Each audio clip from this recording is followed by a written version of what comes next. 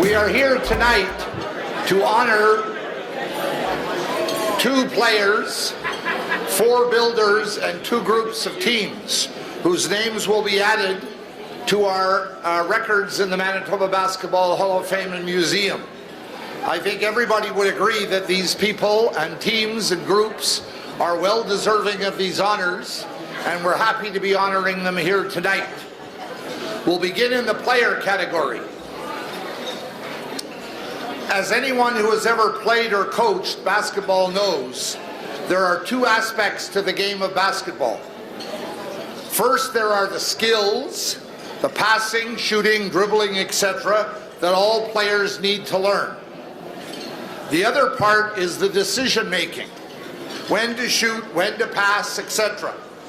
It is the second part of the game that often separates the great from the good players. This is what set aside our first inductee. In today's vernacular, she had a high basketball IQ. She has been described as inch for inch and pound for pound, one of the best to ever play with the Bison women's teams. She wasn't the biggest, wasn't the quickest, or the strongest, but she could just play. She is joined here tonight by a group of family and friends. Ladies and gentlemen, this is Jennifer Finch. Jennifer Finch. Finch with the long shot, and that ball has eyes right now for Jennifer Finch. Obviously had an outstanding season, being named the most valuable player in GPAC women's basketball. That had to become some kind of a thrill for you. Yeah, it was really nice. Something I sort of thought about when I was playing in first and second year. I look up to other players that had won, and I thought maybe someday that could be me. And it was really nice to win it. Finch will drive the paint, hooks it up, count it. 4 decades after suiting up with the Manitoba Bisons, Jennifer Finch is back in the spotlight in 2024. She was one of those players that was just so talented, but also so unselfish. She really wanted everybody to shine. In 1984-85, she was GPAC MVP, a first-team conference All-Star, and an All-Canadian. The Herd finished in first place in the regular season with a 12-4 record. Finch was second in league scoring, averaging 17.8 points per game. She helped the rookies, she helped the veterans, and you never really saw her get angry or upset. She was just in control. For Finch, getting from point A to point B on the court was a breeze throughout her basketball journey. Before joining the U of M, she had a standout high school career with the Kelvin Clippers. She had a way of getting to the hoop, and her body control was like no other. She was also a key member of Manitoba's provincial team in 1986 that captured the Canadian Senior Women's Championship. She had a beautiful shot, really nice soft touch, so her quickness would get her open, but then she'd just sort of float up in the air and lay in this beautiful shot. So there were a few of those over the years. I was really happy to hear that she was being honored because she is one of our great Manitoban athletes. We are proud to induct Jennifer Finch as a member of the class of 2024 into the Manitoba Basketball Hall of Fame. I'd like to call upon Colleen Dufresne, who coached Jennifer in her senior year, to come forward to make the official presentation to the newest member of our Manitoba Basketball Hall of Fame, Jennifer Finch.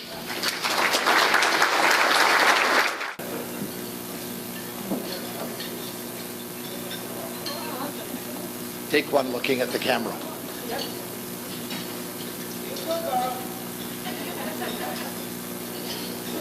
It's all yours.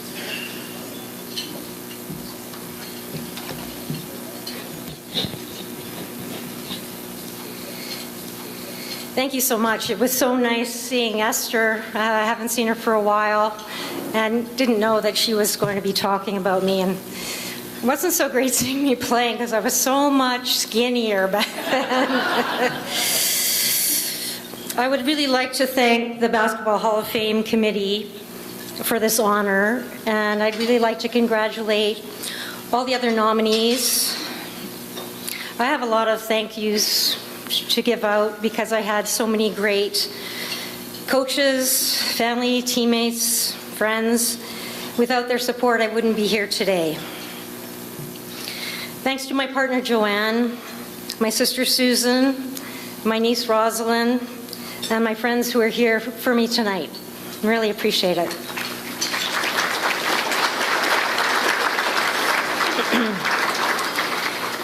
My mom and dad passed away, not too recently, but still think about them a lot. And when I heard about this honor, I knew that they would have been very proud.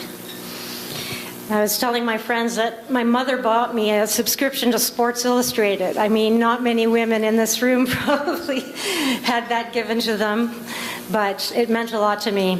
My dad was a big fan too. I think he came to all my games. And at one point, we were standing in the huddle having a timeout, and for some reason I looked around and my dad was on the floor talking to a referee, and I was horrified. But I also have lots of memories of my dad sitting with Carl Ridd when I played at Calvin, and them both yelling, "Pretty play!" If you know Carl Ridd, you know that. I also want to recognize some of my very special teammates that I played with at Calvin. I played with Karen Ridd and Cheryl Szynski, they're back there, when I was in grade 11 at Calvin. And they were such wonderful basketball players, such outstanding role models, and such impressive people.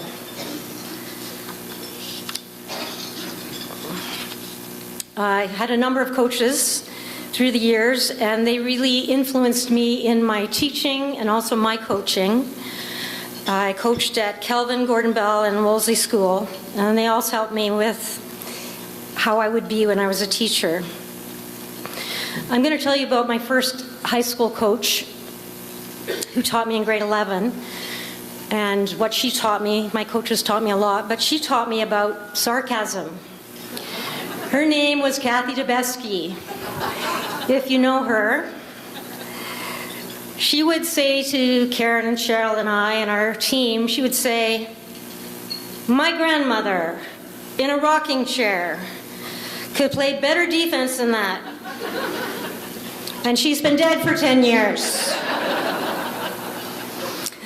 I guess Kathy was a pretty good coach because we won every game that season except for the provincial final. But Kathy was really well liked, and I was lucky to have her as a coach. My first coach in university was Vic Pruden, and Vic is here tonight. I don't know where he is. Where is he? Where are you, Vic? Right at the back. Vic taught me how to think on the court. He showed a lot of X's and O's. He did a lot of chalk talks. He taught me how to read the defense. He would say, you know, you got to drive and dish, you got to penetrate and pitch. And he really emphasized penetration a lot. He would say, you would get kind of inflamed, and he would say, "All of you go home and write penetrate on your bedroom ceiling." I know. Vic.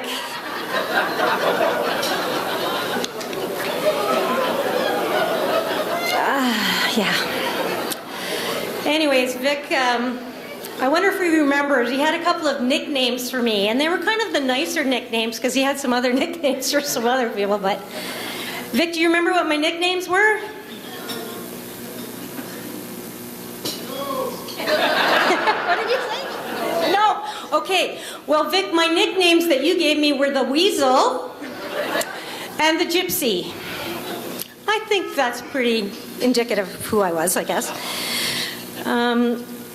Thank you, Vic. I really appreciated all you taught me in that first year of playing basketball at U of M. Thank you so much.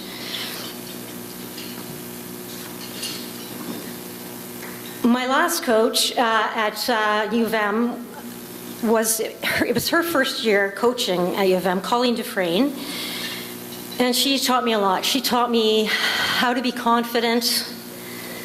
She taught me to be a threat. She taught me to shoot. And she said, "Jen, you've got to go and shoot 100 free throws a day." So I did that with my friend Chris Penner. She was a really good free throw shooter.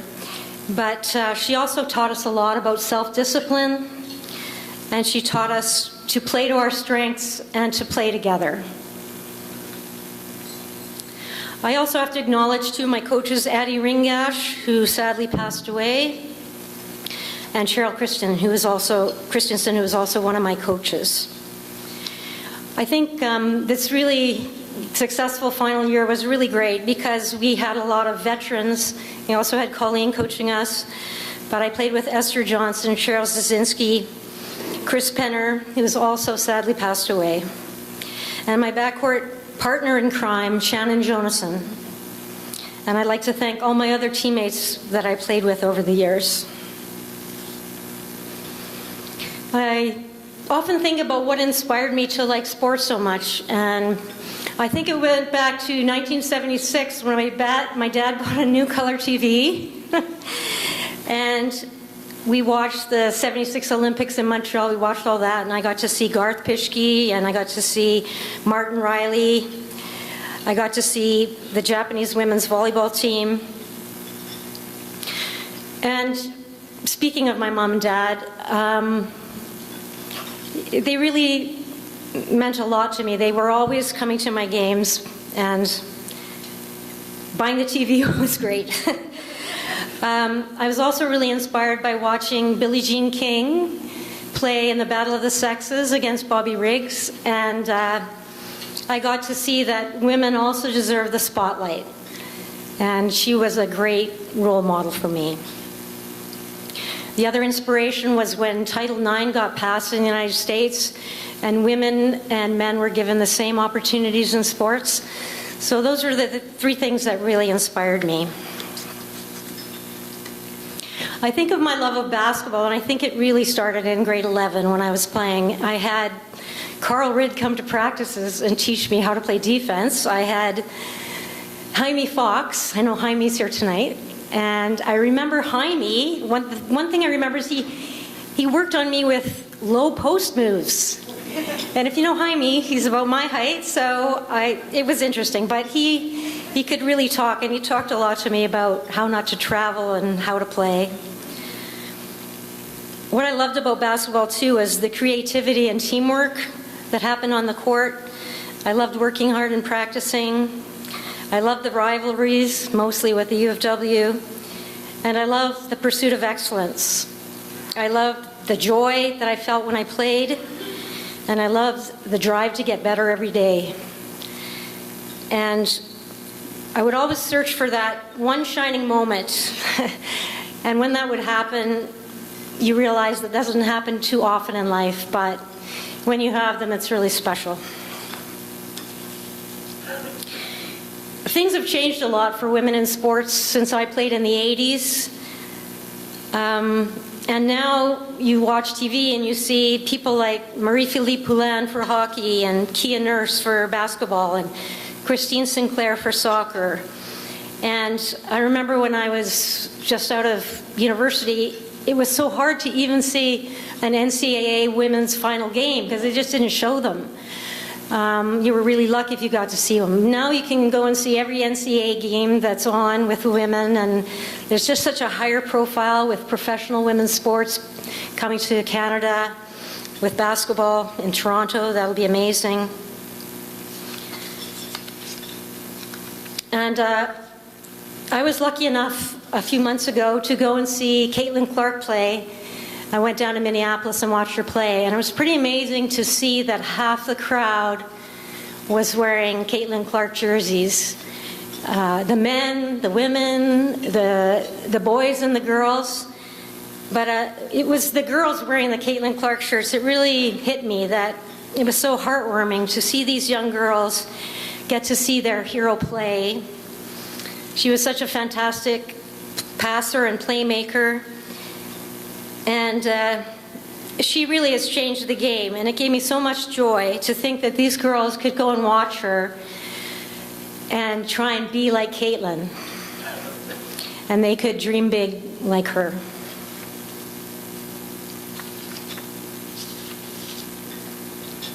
It's really quite remarkable how one person can impact you, one player, one coach, one person, the impact that they can have on your life is pretty amazing. I want to thank all of you who inspired and helped me along the way and made me feel really connected to the game of basketball. And I so appreciate being part of Manitoba's basketball community. Thank you so much. Thank you, Jennifer. Our next inductee definitely put the power in the term power forward. Tough as nails, blue collar, or whatever you want to call it. He made his mark, literally and figuratively. As the trivia questions remind us, there have been 14 other Brandon Bobcats previously inducted into our Manitoba Basketball Hall of Fame. And this gentleman may not have been as smooth and silky as some, but he truly measures up to any of those great Bobcat players. Call it grit, guts, intestinal fortitude, or just plain toughness. He played bigger than he was, and he was the original matchup from hell for all opponents.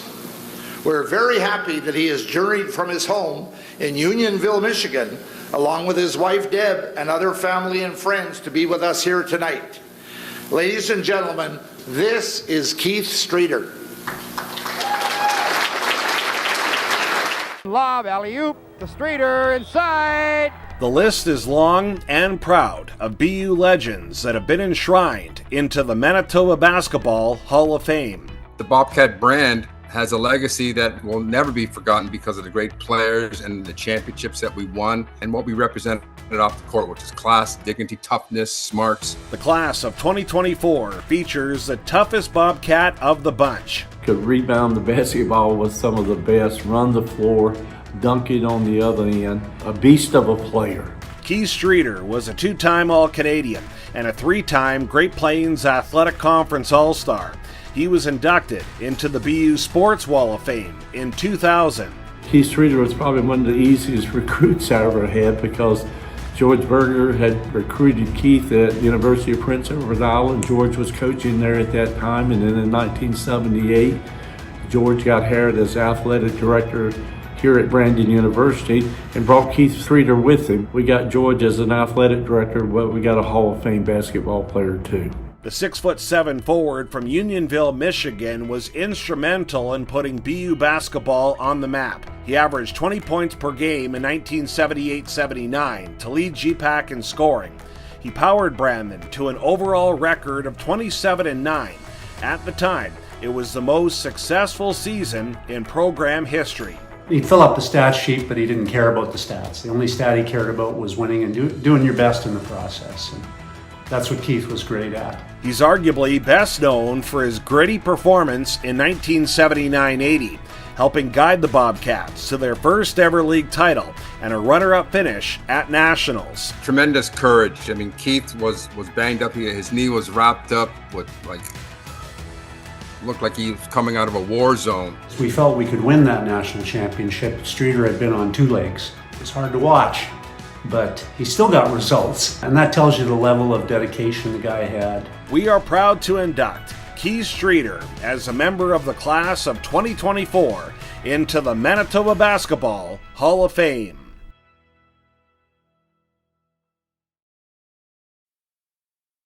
I'd like to call upon Coach Jerry Hemmings to come forward, make the official presentation to the newest member of our Manitoba Basketball Hall of Fame, Keith Strieter.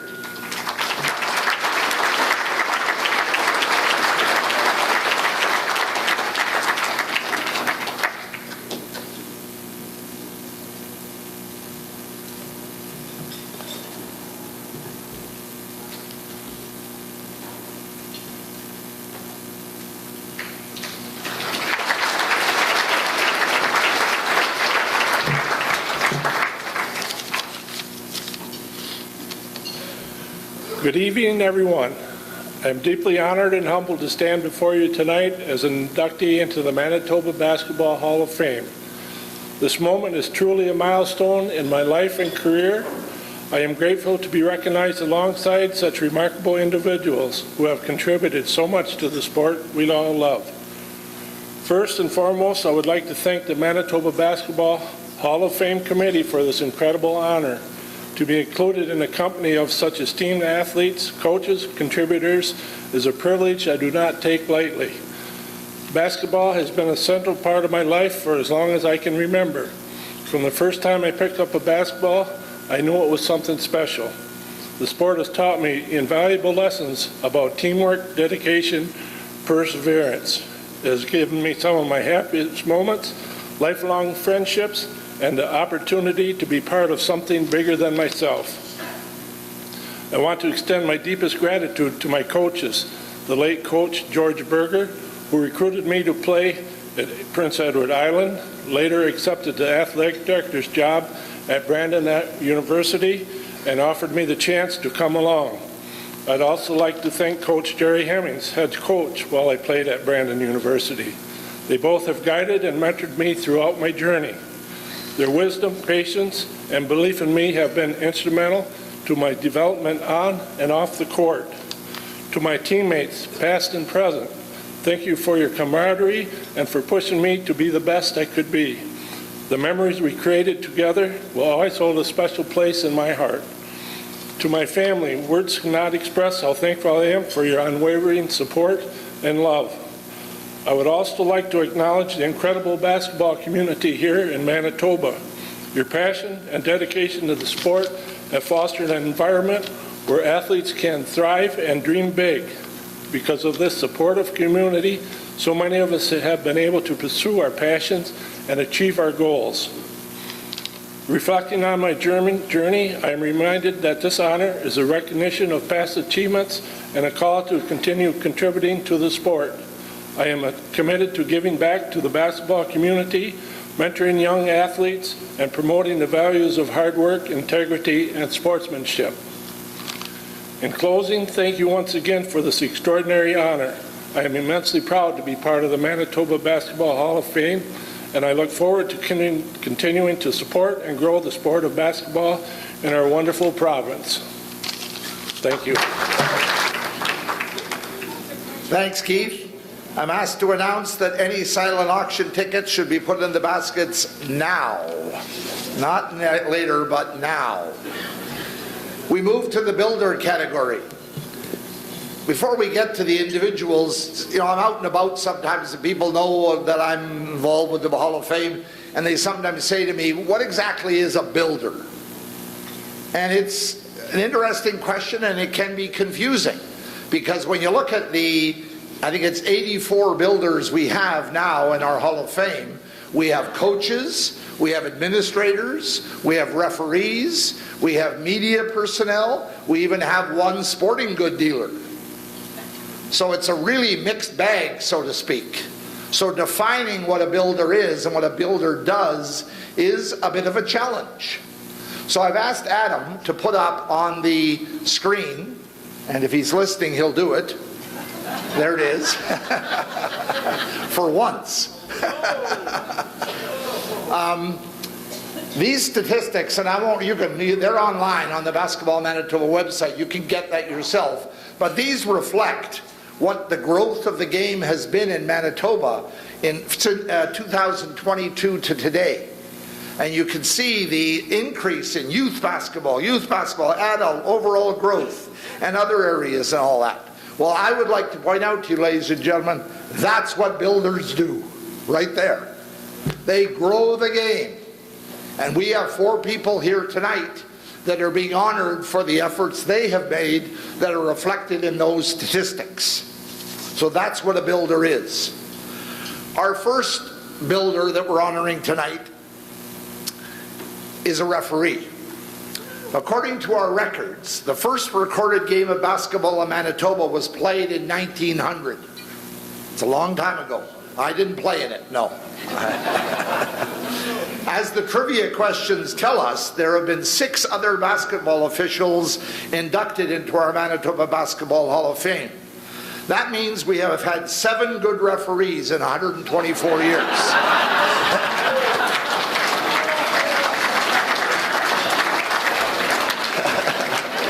Sounds about right, maybe a little high, but we jest, of course. But we all know the term good basketball referee is an oxymoron. We also know that without them the game could not be played. I am so happy about this, our next inductee being honored. I respect him immensely, even if he called more fouls on me in my playing career than any other official in Manitoba. I bet he did. In my opinion, he was the best, the GOAT. Enough said. He's here tonight with his wife Diane, his daughters, and other family and friends. Ladies and gentlemen, this is Wes Crymble. Wes Crymble walked the walk. I think it's meant the world to him. He was a real shining star as an official. I can't think of any coach who wasn't comfortable having Wes referee his games. Crymble now with the ball, ready to truck it up. Crymble was an on-court official at the high school, senior, and university levels for over 3 decades. He just deals with people very, very well, and particularly people under pressure. So as the game got more intense and as coaches and players got more intense, Wes just never changed his demeanor. Very calm, easygoing, just natural interpersonal skills, never got flustered, never got high or low in a game, just managed the game. He's held many positions on the executive of the Manitoba Basketball Officials Association. He also served as an observer and evaluator for the Canada West Conference. He played a major part in the development of officials in this province and across the country. Just that passion to develop a young official, a young guy or gal that came along, take him or her under his wing. Wes was a big part of my getting involved with refereeing. Always a guy I looked to, someone that could mentor people. So his legacy is just where the game has gone and how many people are still involved in the game as we know it. Crymble earned national recognition in 2001. The Canadian Association of Basketball Officials presented him with the prestigious Wink Willox Award. I don't remember basketball, and many would say the same, without his fingerprints on it somewhere in Manitoba. We are proud to induct Wes Crymble as a member of the class of 2024 into the Manitoba Basketball Hall of Fame.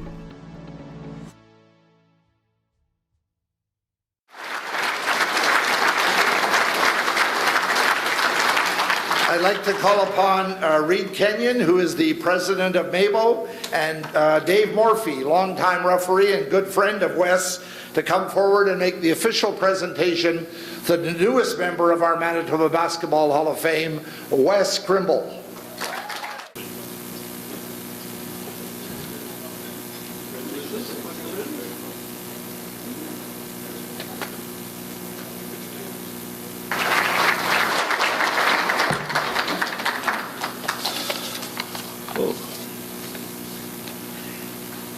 Look around.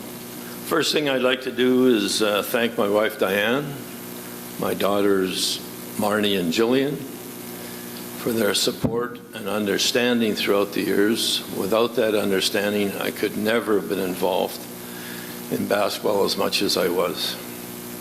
For example, as provincial supervisor, I represented Manitoba on the Canadian Association of Basketball Officials General Council. We met the 3rd week in September every year. My wife's birthday is September 22nd. So for about 20 years, I missed her birthday because of these meetings. And we're still married.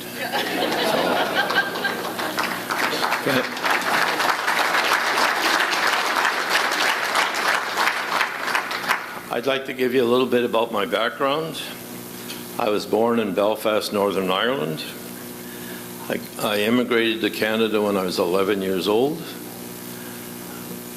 First day of school, I was your typical British, Irish little schoolboy. I had dress shorts, knee-high socks with a little ribbon on it, dress shirt done up to the neck, and dress shoes. So you can imagine somebody going to an inner-city school like John M. King, how much abuse I took and how many fights I got in the first couple of weeks until I finally got my jeans and T-shirts. My saving grace was sports. Early in September, the first team that tried out for was the soccer team, coming from Ireland. I started soccer when I was about 3 years old and played 12 months a year. It was the only sport we ever played. So we won the city championships that year, and nobody bothered me about the funny dress anymore. So,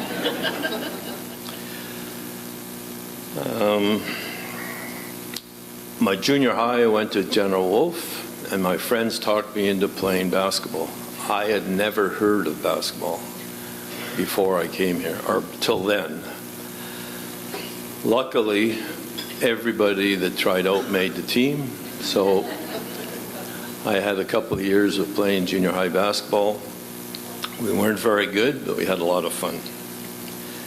If anybody remembers the old General Wolfe School, the gym was in the basement, and the height of the ceiling was about 12 feet. So there was very little outside shooting, but still, we enjoyed what we were doing. I moved to Daniel Mac for high school and really lucked out. Finally, I had a couple of coaches that really knew what they were doing. They were grade 12 students who had used up all their eligibility. Turns out it was Gary Grubert and Ron Pasechnik, who turned out to be two of the more successful high school coaches in Manitoba. We made the final that year, and we lost by 1 point. I stole the ball with 10 seconds left to go in the game, had a breakaway and got tripped from behind. And the damn referee didn't blow his whistle.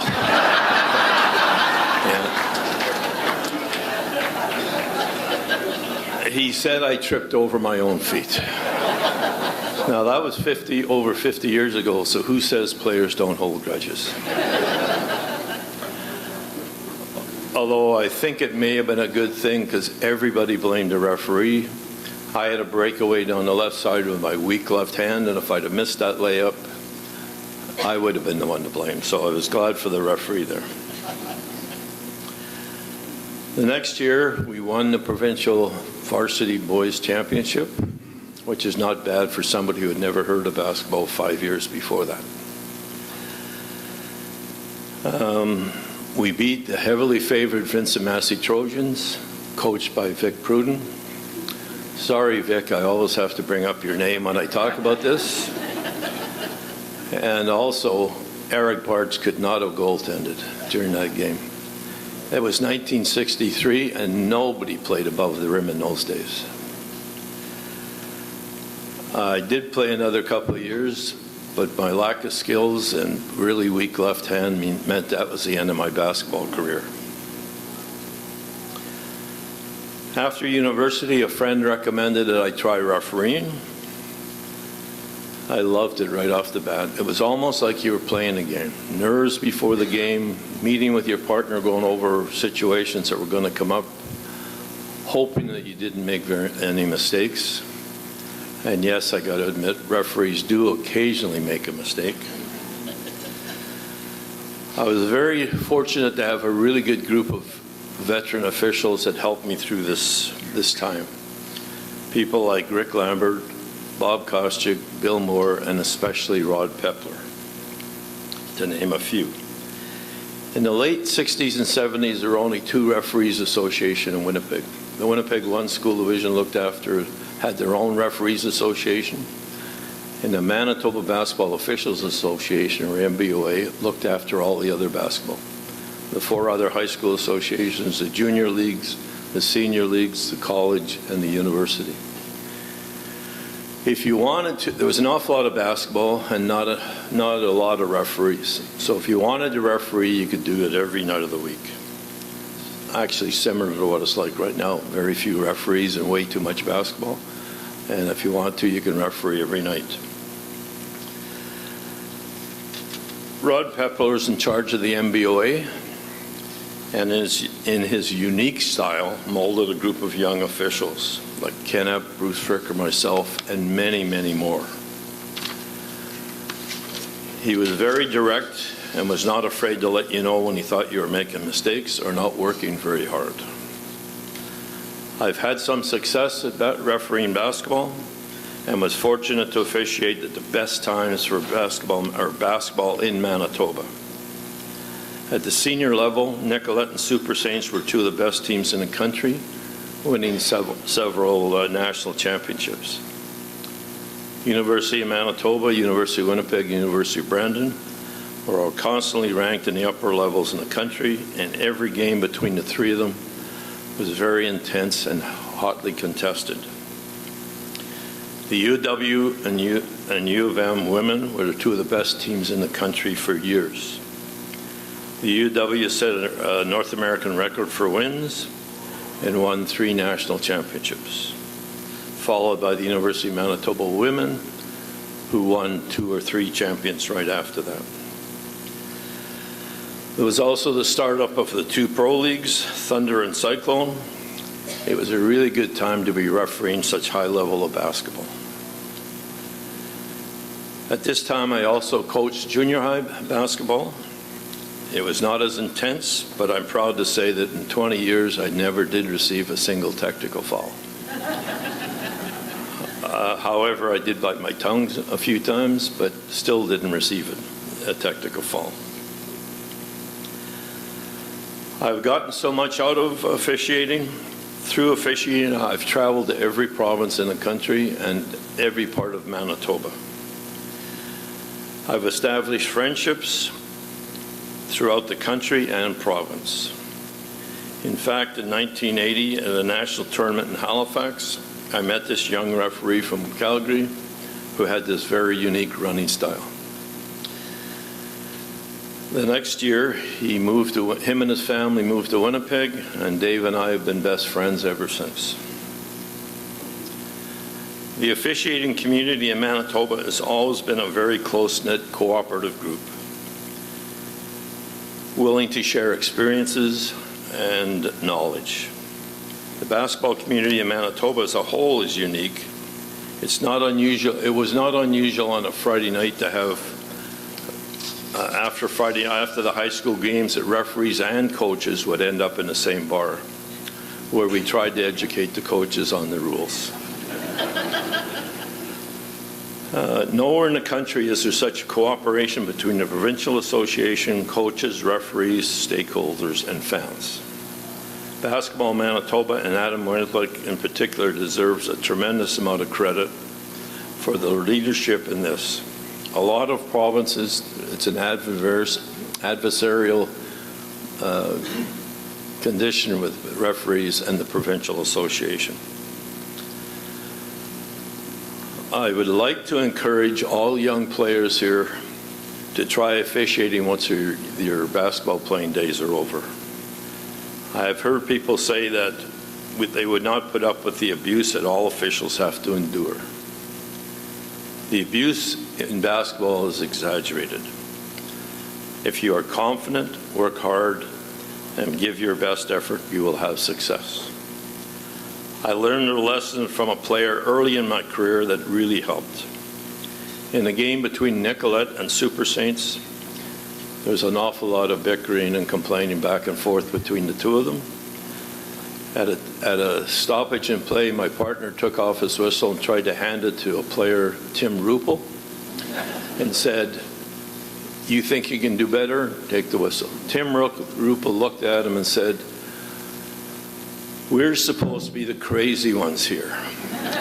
You two are supposed to be the only sane people in here, so put your whistle back on and do your job." Now, once you realize that the players and coaches are the crazy ones, refereeing becomes an awful lot easier. So, again, I would like to really thank everybody involved in this honor. Joining such an illustrious group in the Hall of Fame is a real honor. I hope in the future, being one of the 7 officials involved in it, I hope in the future a lot more referees, more deserving referees, can join me. So thanks again for everything. And that's it. Our next inductee is one of the most well-known basketball people in the province. As they say, he has done it all. It seems wherever he went, winning followed, and I don't think that was a coincidence. But you're not selected to be inducted as a builder in our Hall of Fame just by winning championships. He has contributed much to the growth of basketball in Manitoba, and his legacy will be all those who continue to be involved in the game and who are better people because he has coached them. Whether you call him Coach Joe, Coach D, Curzio, or just Joe, he has made his impact. He is here tonight with his wife Barb, other family and friends, and many of his ex-players. Ladies and gentlemen, this is Joe Curzio. Throughout the decorated career of Joe Curzio, there was one constant. It's an overused cliche, but his players would run through a wall for him, and I think many of them probably still would. Curzio ventured into the coaching ranks in the 1970s. While playing on the men's team at Red River College, he could also be found on the sidelines, leading the women's program. His first of many moments to shine came in 1985.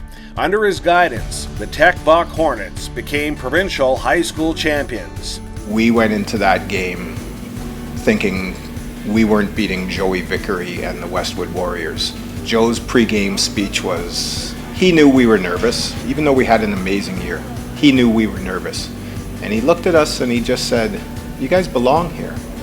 You belong here. So go out there and show the crowd that you belong here. A lot of them don't think you belong here. Go show them. And that's really all he said. And we played a flawless game. Joe sat back. I've watched the games. And he sat back and he just let us run. Curzio later spent a decade at Canadian Mennonite University, and the Blazers dominated the Manitoba College's athletic conference. The team captured 5 straight league titles. He kept the calm of our team. I feel like with basketball, there's a lot of ups and downs throughout the game. You know, you go on a run, the other team goes on a run, you get kind of stuck in a spot, and he was really there. He knew when to call the timeouts. His way to comfort us and just to be like, okay guys, this is what we need to do, rather than just panic. And I think that's what led our team to so much success, was that we had the ability to rely on a coach who knew what he was doing. He knew what we needed and everything like that. So all those puzzle pieces kind of fit together. Curzio was also instrumental in building the game. He was a board member with Basketball Manitoba for over 20 years and spent 13 years as president. For 9 years, he was a board member with Basketball Canada. He has left an indelible impression on all of us. I was a football guy, and Joe turned me into a basketball guy. I believe he's probably done that with hundreds of his other players over the years as well. Individual accolades came in 2014 when Curzio was honored with the prestigious Mike Spack Award. I've met so many people in passing and they said, oh, your coach is Joe Curzio. He used to be my coach. So it just shows how his love of the game has continued and progressed. We are proud to induct Joe Curzio as a member of the class of 2024 into the Manitoba Basketball Hall of Fame.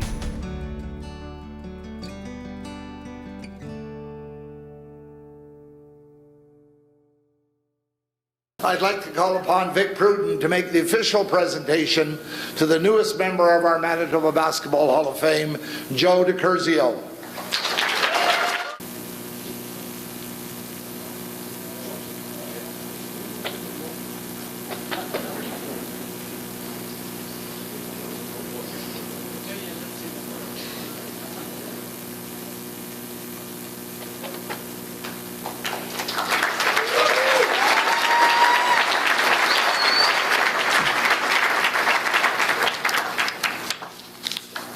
The funny thing is, after I heard all these people speak, I was going to go up here and say, I know Vic Pruden. I didn't realize he was going to present to me because everybody else was so proud of knowing Vic Pruden. Anyway, okay, Adam. The first thing that I want to do will be probably the toughest. But I want to honor my heroes. There they are.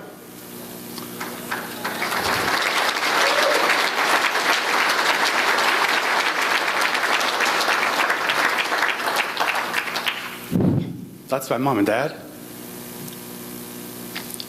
And they were amazing. I really got along well with them. It was amazing. They never watched a game of basketball because they didn't know basketball. But they taught me so many important things. They were always supportive. And the thing that they always taught me was treat others like you want to be treated.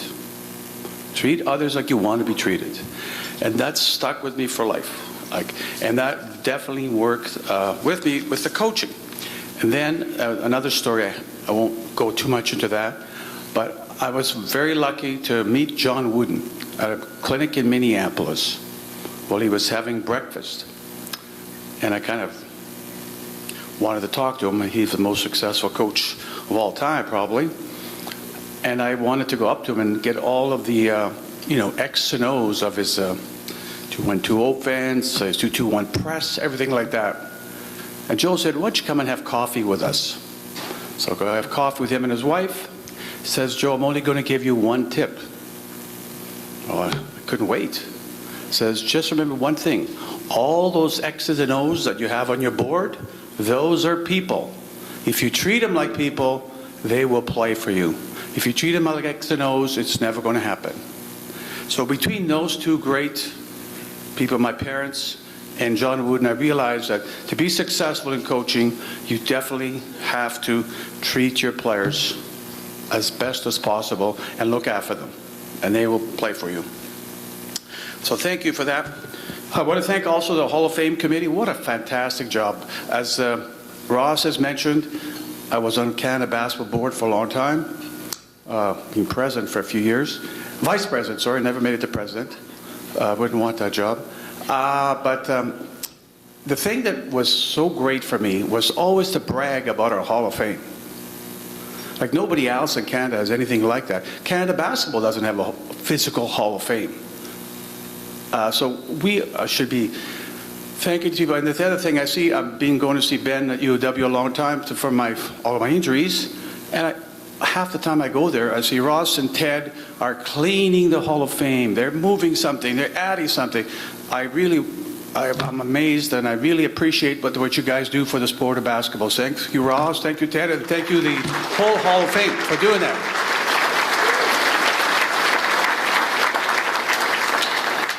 I also want to congratulate all my fellow inductees. What a great class to be going in. So thank you. And I happen to know almost all of you, so it's just indeed an honor to be going in the same year as you guys. Somebody kind of mentioned, no, maybe not, maybe I just thought of it. I've been coaching basketball for over 50 years. I started when I was in grade 10. I became assistant coach of the varsity girls, if you can believe that. That's how I first started. And we went on from there. And for that, I actually have to thank my good old coach, Wally Shabatti, who got me involved into the game and developed a passion for the game. He was a lot more passionate. As we all know, he started the game with a three-piece suit, and by the end, he didn't have much on. and he had probably lost his keys because he had thrown them 3 or 4 times. But he did develop that passion in me, so I definitely have to thank him. And the other person I have to thank is my principal, Clyde Perry at Tech Rock, who hired me as a teacher to coach. He hired me to teach and extras to coach. Right, that's what it was. Coaching just appeared there all of a sudden one day. Anyways, I've also had the pleasure of coaching men and women over the number of years. And I was looking at it the other day, it's almost 50-50, the time that I've spent coaching women and men. Each one. So the experiences have been incredible, and I've done all so many levels, from the people from the kids that are 5, 6 years old to older crowd. For example, the Red River Blue Sea men's are a player coach with, and some of those guys were 65. So I had to learn different coaching tactics to develop these players and to make them a good team. One of the things that's always constant, though, that lasted the whole time is I always look going forward to going to practice or to a game. To me, it doesn't matter how tough the day was. I knew that when practice or game came, my mentality would change completely, and I would be so free and loose and really enjoy the practice. And that's what I try to instill in the players. All right? Doesn't matter how bad your day is, and a lot of these people are going to have bad days. When you get to practice, you try to forget about that and live your life. Have fun. Enjoy it. Take a couple of hours away from all the things that are bad in your life at the moment. And that seemed to really help a lot of our young players. Our priorities, I'll just be brief with these. Basically, have fun, work hard, but the one I like a lot is be disciplined. All right? And that means not just on the court, but throughout. You're representing our team, so you need to be disciplined wherever we are. And with our Tech-Vok boys, which we saw up there, they were a very rambunctious group, to say the least. But they learned and they did it. They became very respectful of the school, and that they were representing the school. That means they did get a couple times into trouble. Most of the time, they did well. But if they were let go on their own, other things might happen. The interesting thing about that group was, it's the only time in my life that we could never play a scrimmage to 7. If we played a game to 7, there would be some retribution after the game. Let's put it that way. They would not take it lightly. So we always played no score keeping, and we always played maybe go one end, the other end and back, and that was it. So we keep score on that one. But it was very interesting. But they were amazing people to work with. The other thing that I enjoy doing, I always like enjoying taking over struggling programs. And one of the few reasons there, but the number one thing is that if you take over those programs, you get to change the culture a lot quicker than you do if you're taking over a winning team. I know a lot of coaches want the winning teams. I prefer to start at the bottom and work my way up. And it's a great. I'll give an example real quick. I remember when I coached Tom there hired me as a coach of the under 19 provincial team with Norm here, and the team had finished 8th the year before, and due to some disciplinary problems with a lot of players, we only had one player back. But fortunately for us, that player was Jeff Foreman, so it wasn't too bad. Anyway, that team was my team that improved the most. They worked so hard. I won't go over all the stories, but we ended up finishing 3rd, and we lost in the semifinals to Ontario by 1, and we had a shot last second to win that game, and Ontario won by 20 or 30, and that Ontario team had 5 players from the national team. But Jeff Foreman, by the way, scored 30 points and 23 rebounds. Just an average game for him. The other thing that I always value is when you leave a program, you always leave it better than when you got it. As a coach, that's what you should be thinking of doing for your team. Your program should become way better once you leave it. So somebody takes it over, it's in good shape. I've also had the great pleasure of coaching my daughters. We formed one of the first clubs here in Manitoba called the Internationals, and those kids stayed together the whole 7 years, I guess, from the time they're grade 6 to grade 12, and it was an absolute pleasure. And I always believed, and I talk about this all the time, loyalty. What does loyalty mean? Well, we never let anybody try out. There was never any tryouts. You're always on the team.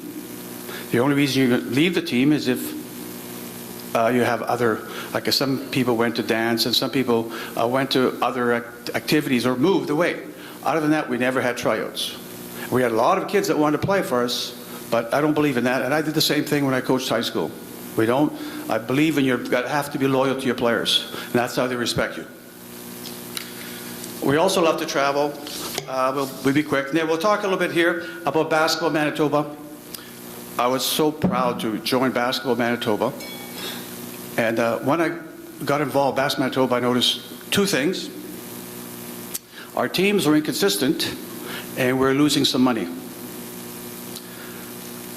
And I forgot another thing, we were also advertising basketball as the cheapest sport.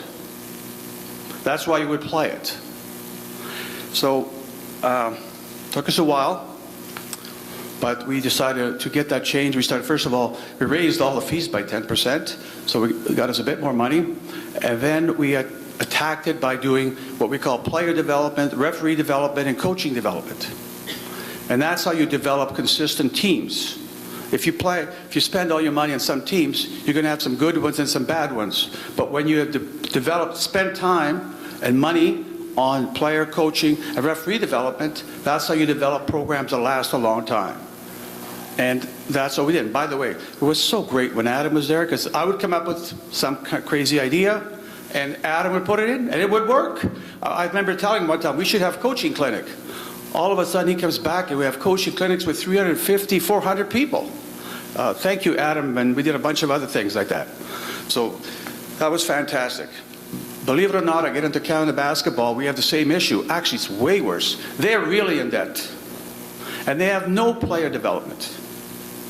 So, we had to change that format there, and we also worked with them. We hired Mike McKay to be coaching development and all kinds of things to start promoting the game with the youth and move it up. And I think as you can see from our national teams now, that program has been around and it's really being successful. Our teams are competitive all the time, not just when we get lucky and we get a Martin Riley or somebody like that. So that was very important to me, and I really enjoyed working there. I want to quickly thank all of my assistant coaches. I can't name you all the players that were amazing, trainers. Trainers are very important. Like Ben saved my life many times. We had so many injuries, and having a good old high school friend, which we played soccer and everything together, just send him to see Ben, and he'll get him back playing. So thank you, Ben, for that. I think we're almost done here.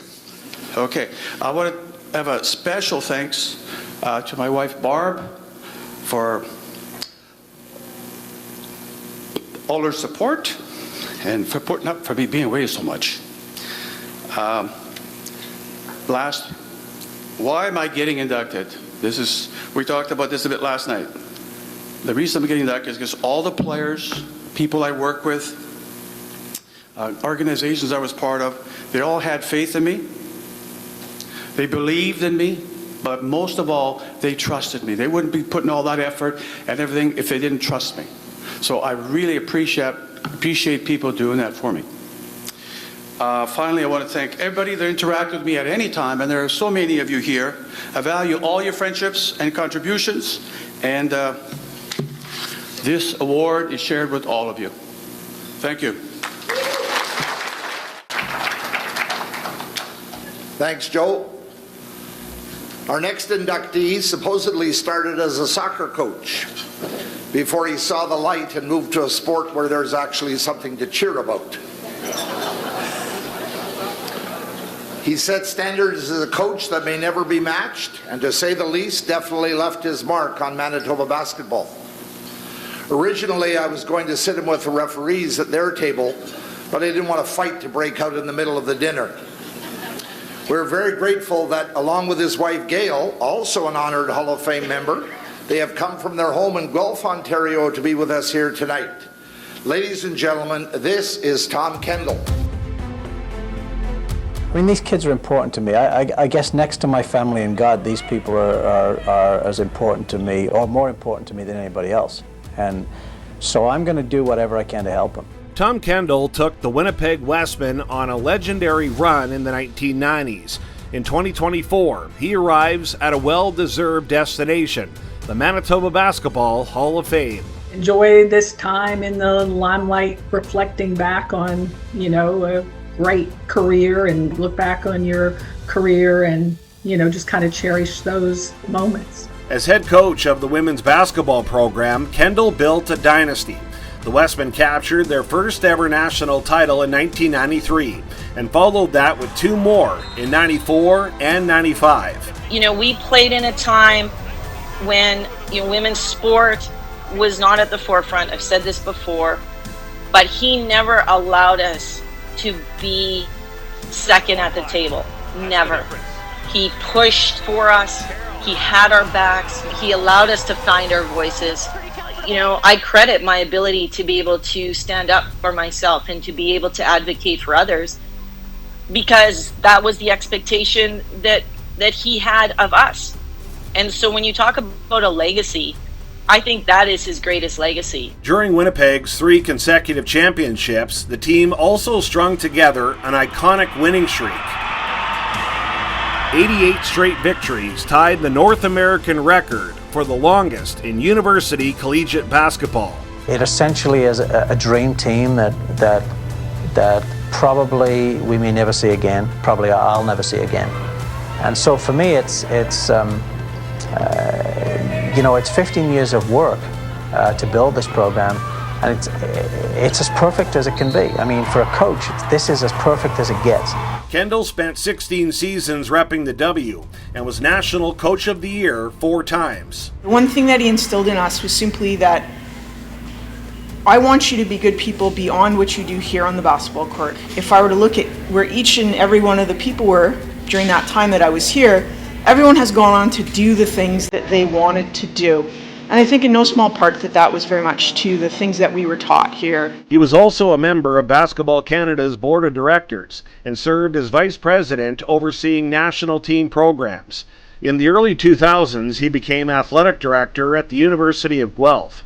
In his 11-year tenure as AD, he spearheaded fundraising initiatives to support student-athlete scholarships, and the Griffins won 29 national championships across multiple sports. Tom might be the most highly organized person I've ever met in my life.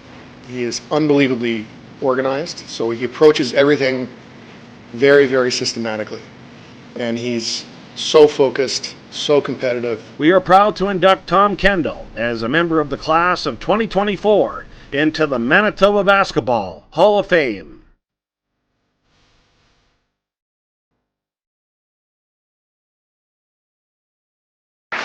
There are at least three members of teams that Tom coached. Jennifer Howe was the manager, Larissa Enzwashchuk, and as we saw in the video, Pam Dennis. So all here tonight, maybe they all could come forward and make the presentation to Coach Tom Kendall, the newest member of our Manitoba Basketball Hall of Fame.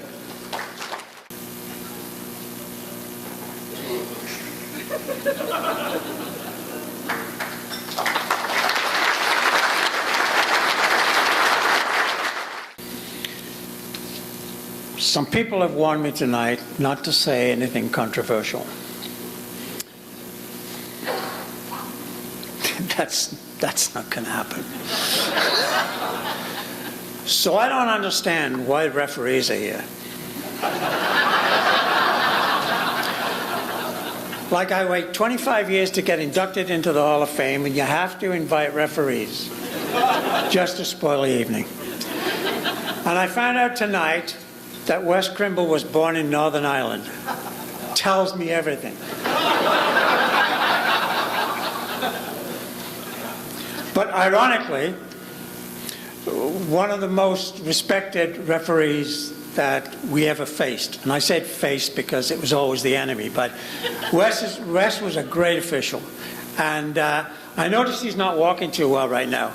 Okay, and that's because he spent too much time refereeing this game, and I understand that you're still educating young referees, which is kind of a mistake. As a matter of fact, one of my former athletes, Michelle, has moved to the dark side and is now a referee. And I'm just kind of envisaging any coach saying the things to her that I said to officials. And I should publicly apologize to Morph because I was harder on him than anybody.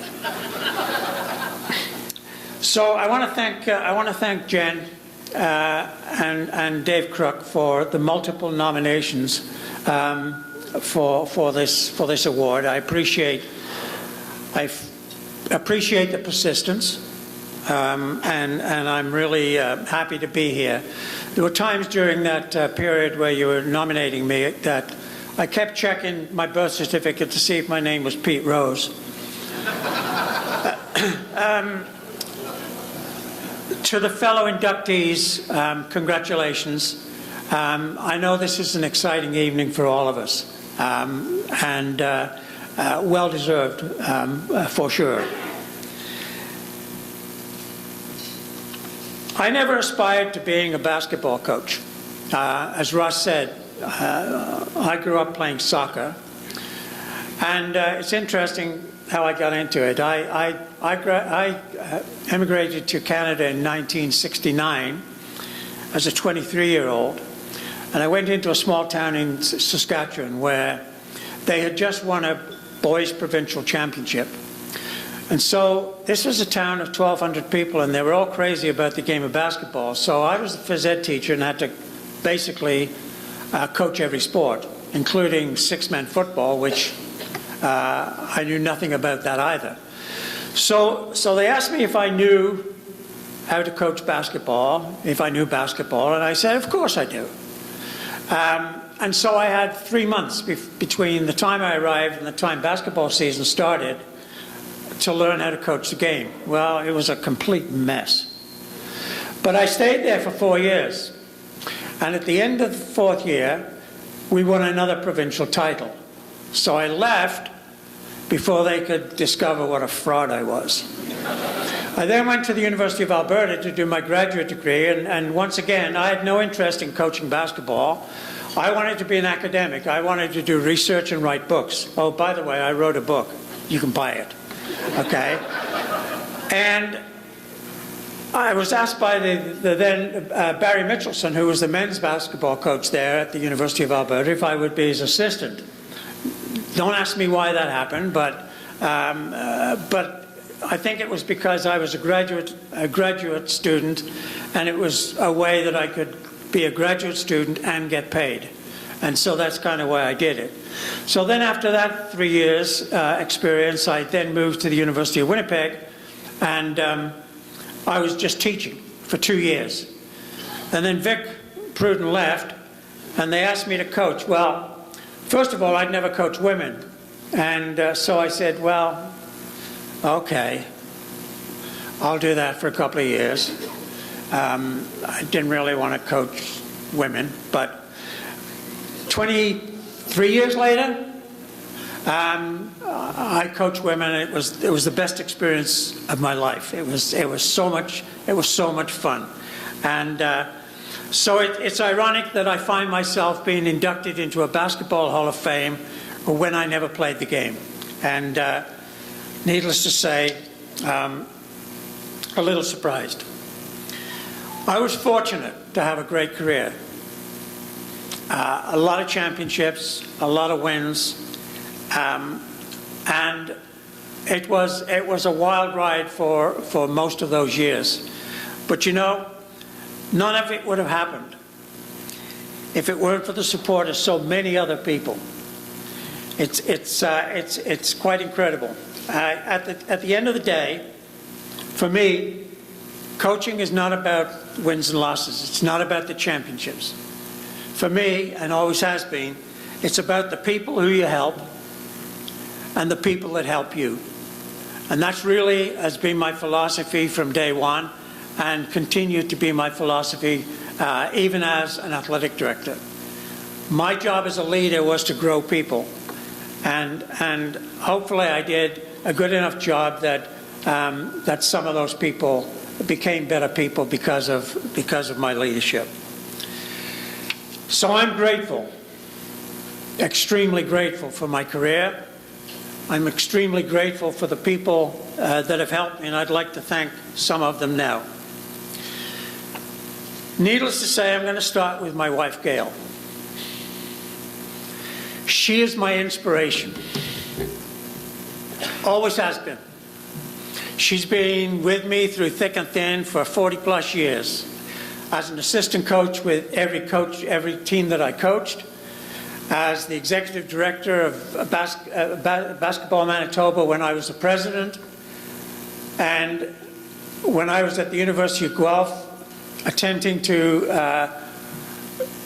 build multi-million-dollar buildings, she was our major fundraiser. So I was building them, she was raising the money. So without her, none of this would have happened. And needless to say, I'm extremely grateful. In addition,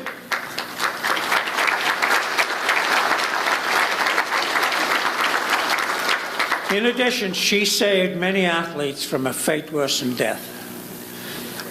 When I was being too hard on athletes, she would clean up the mess. When I was being an ass towards officials, she would remind me that it really wasn't helping. Now, I ignored her, okay, but she made a brave attempt to get me to clean up my act. And hopefully she had some effect on me. Secondly, the athletes. And the 6 of them here tonight.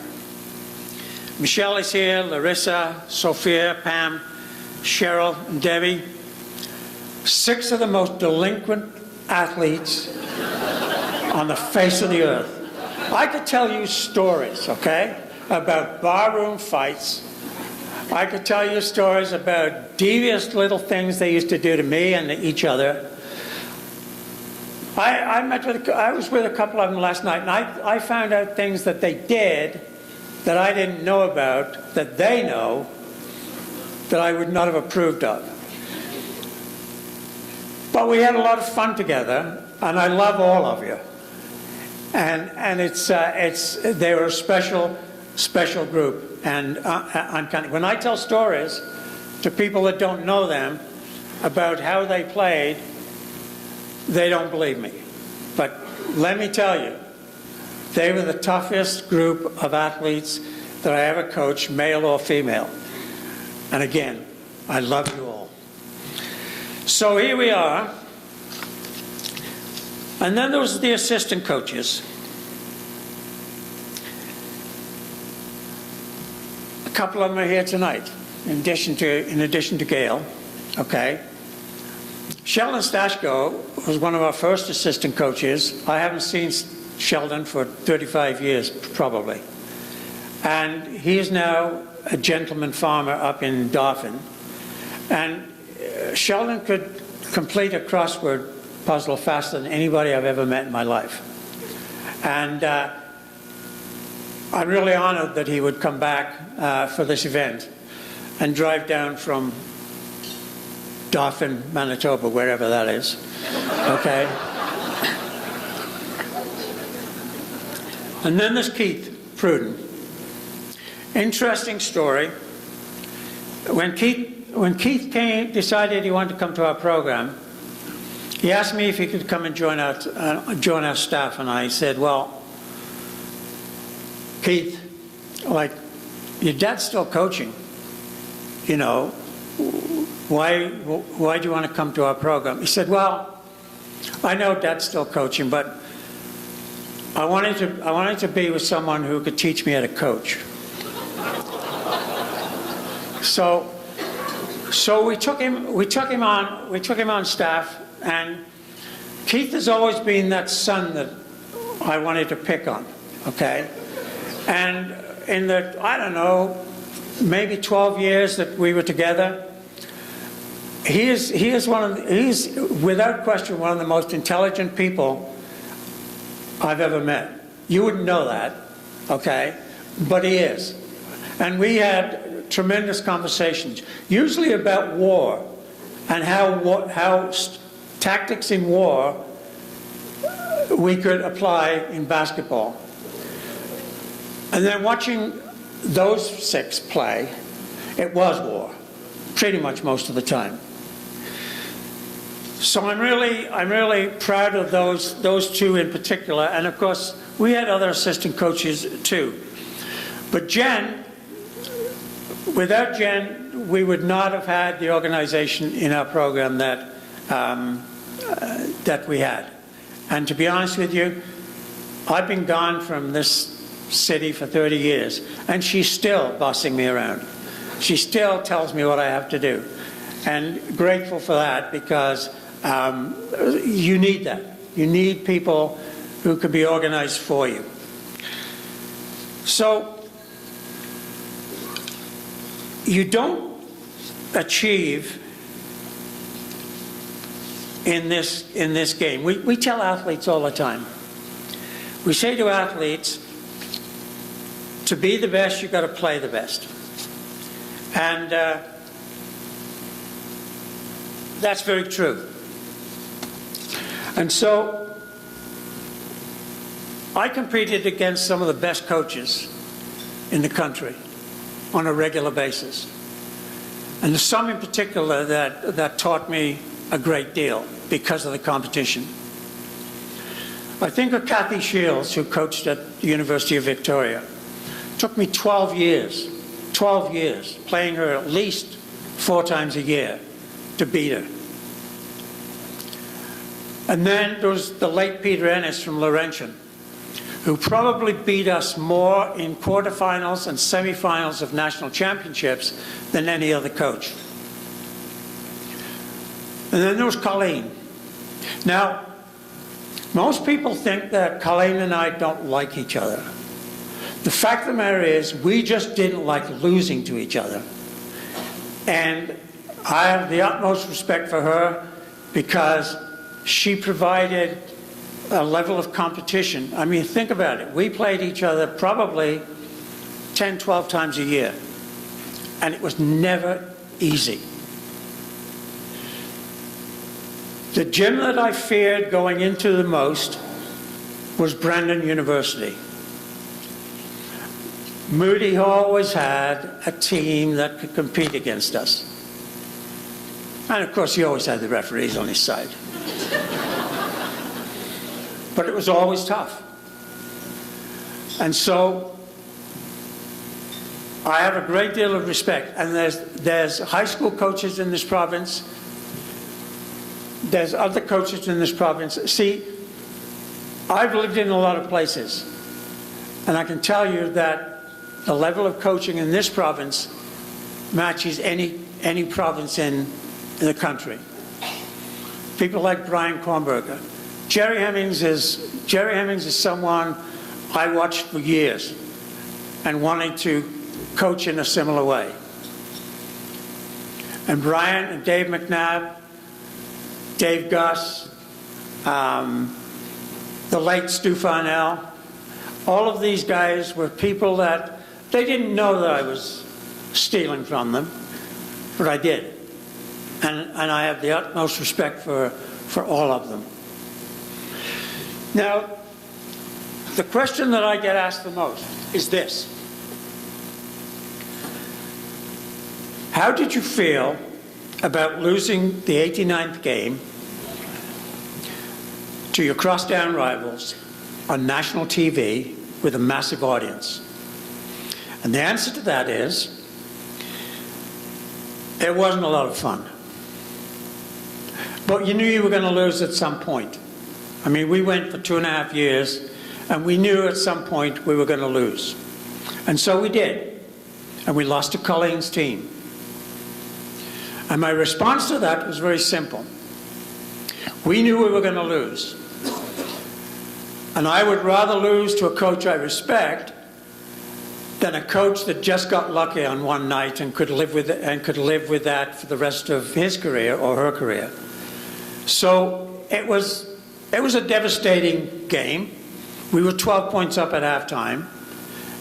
We should have won, but we didn't. Why? Because that team was ready, and we lost. But here's what's important. So most people think that the streak was what was important. It wasn't. Here's what happened after the streak ended. 5 days after that loss, we jumped on a plane and went to Hawaii to play in the Division I tournament. We beat Hawaii, Louisville, Troy State, three Division I teams in 3 days. Now there are stories. You want to tell them, or shall I? I wouldn't let them go out in Hawaii during the tournament. They were not allowed to go onto the beach. And so they would sit on the balcony of their hotel rooms with their feet hanging over the balcony so that they could at least tan their legs. And then after the tournament was over, I told them they had a night, and the next morning we were leaving. The next day we were leaving.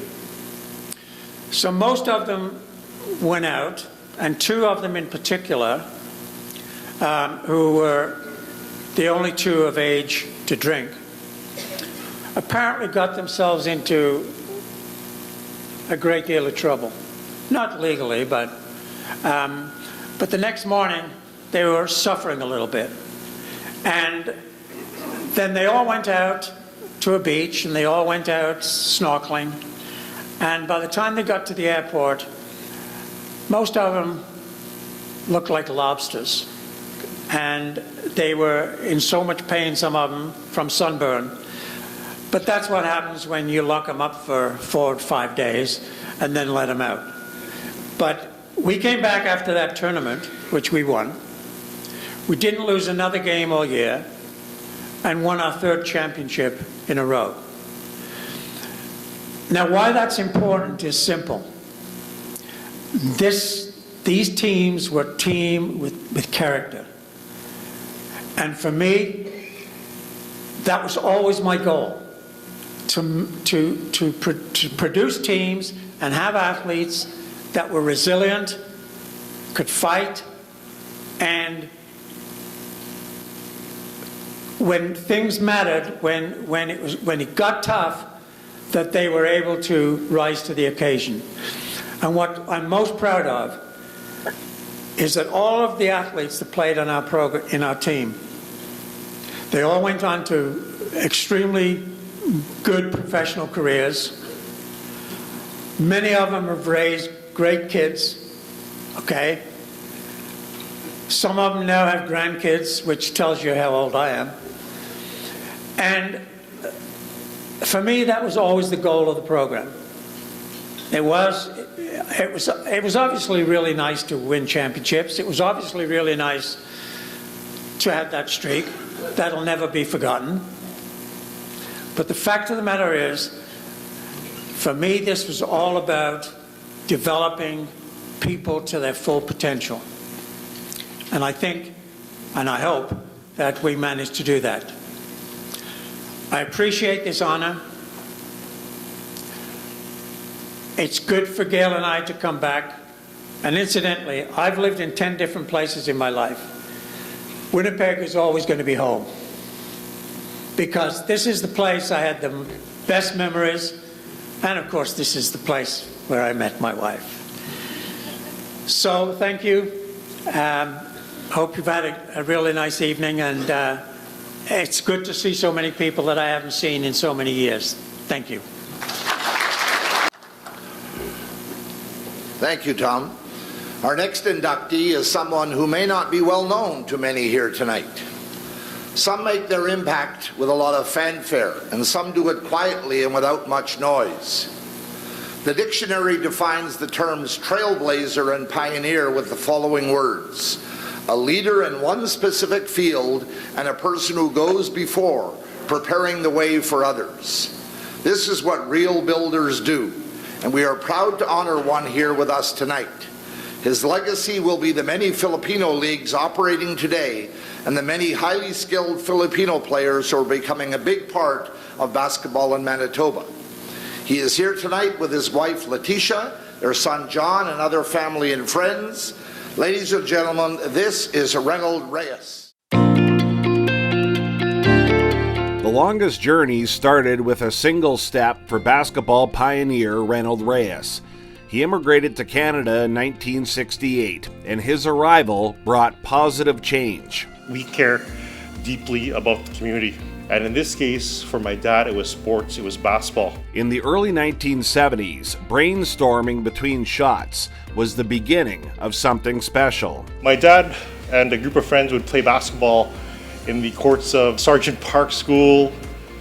And one day they thought about, hey, why don't we have an organized league? You know, there's more immigrants, Filipino in this case, coming to Winnipeg. Reyes founded 3 volunteer-driven leagues and became the first president of the Philippine Basketball Association from 1973 to 1977.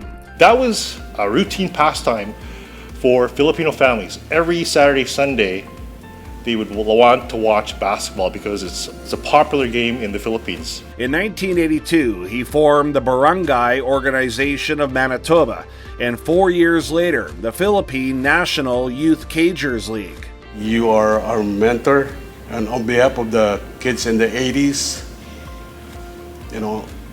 thank you for kicking that door.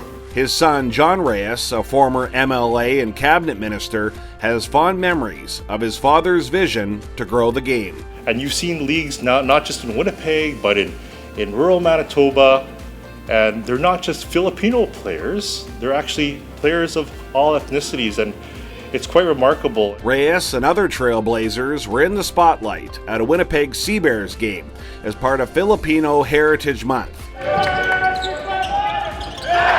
Reyes dreamed big enough to pave the way for others to achieve greatness.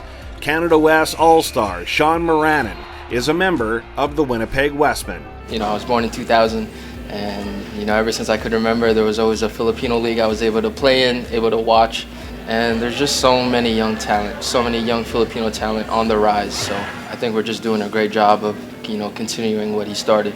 We are proud to induct Reynold Reyes as a member of the class of 2024 into the Manitoba Basketball Hall of Fame.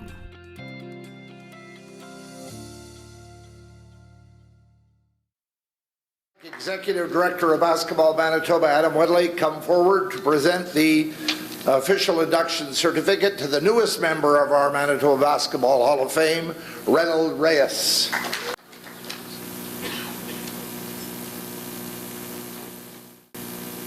Well, it's been 51 years since I had my first speech. I think I'm not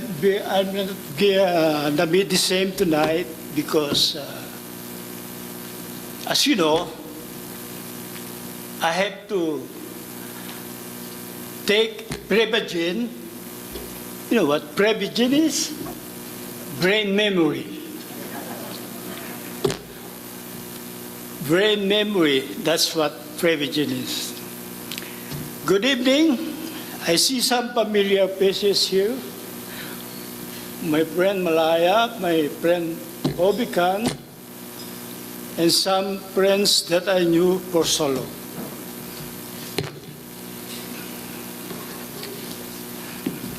Thank you all so much for being here. First, see, I forgot to read this.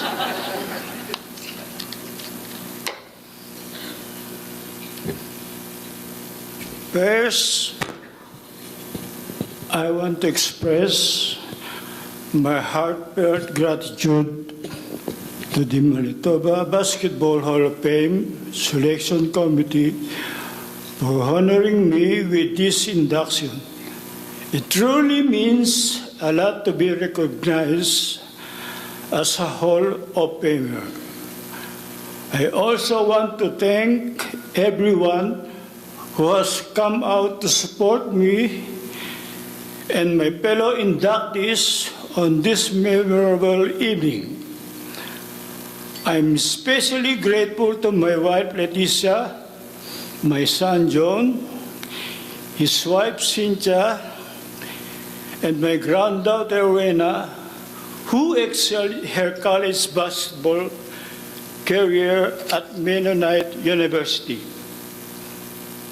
I immigrated to Winnipeg, Manitoba, Canada in 1968 from the Philippines, part of the first wave of Filipinos to settle here. Back then, our small community would gather during the summer to play basketball at outdoor courts in the city's west end, like Salem Park School.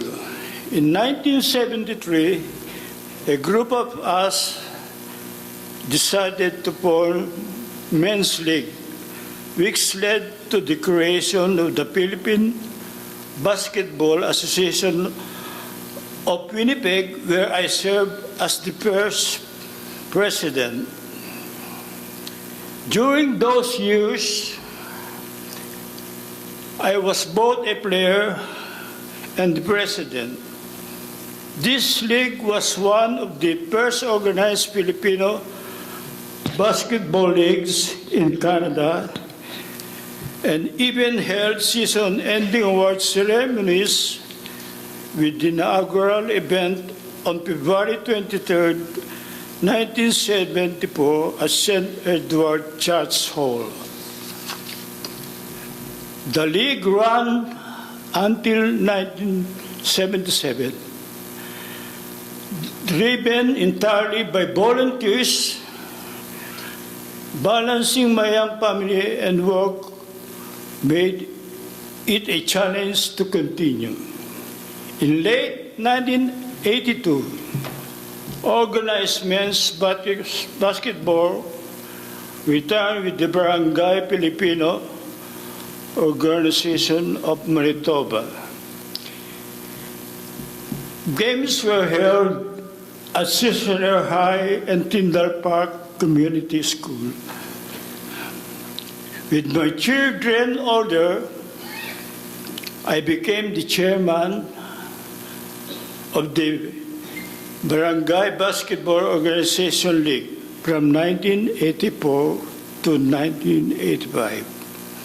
My love for the game remained strong, and I was passionate to giving back to our community, providing entertainment for our growing Filipinos families on weekends.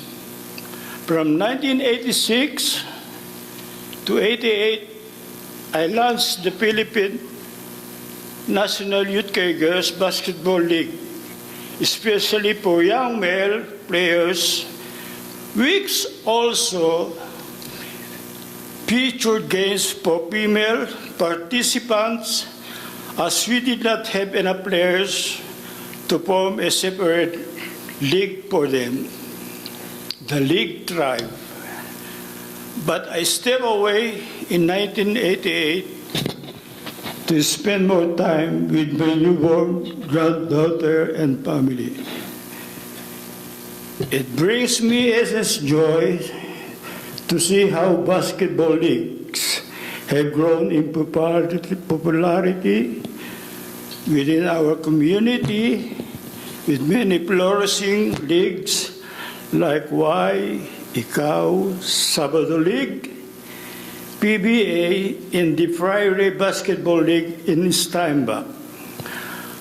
I am grateful for the dedicated volunteers, past and present, who have contributed to this